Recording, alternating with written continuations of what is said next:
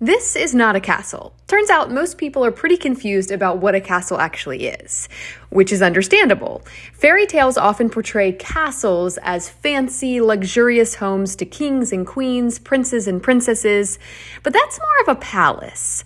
In reality, castles were more like military fortifications. They were dark and cold and dirty and not at all luxurious.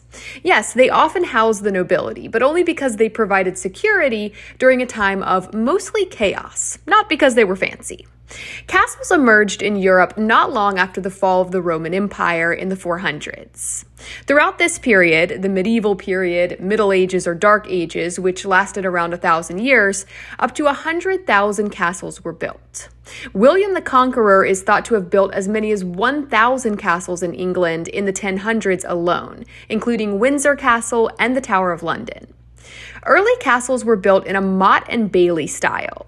The bailey was a courtyard surrounded by a high wall. Castle walls could be as much as 30 feet tall and 25 feet thick. The motte was a hill that often had a watchtower on it, first called a donjon and later a keep. But they didn't do away with the word donjon altogether. It was tweaked and repurposed into the word dungeon, like where you keep your prisoners.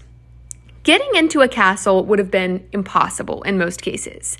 You'd have to get past a moat filled with either sewage or sharpened spikes, scale a 30-foot wall while sentries fired arrows at you, or bust through the portcullis and into the gatehouse tunnel where you'd have heavy objects and hot liquids dropped on you through murder holes in the ceiling.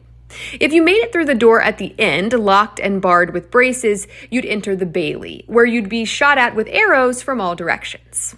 Yes, castles emerged during this fairly specific time and place because medieval Europe was essentially a post-apocalyptic hellscape, and when your many enemies came knocking, you needed to be able to hold them off.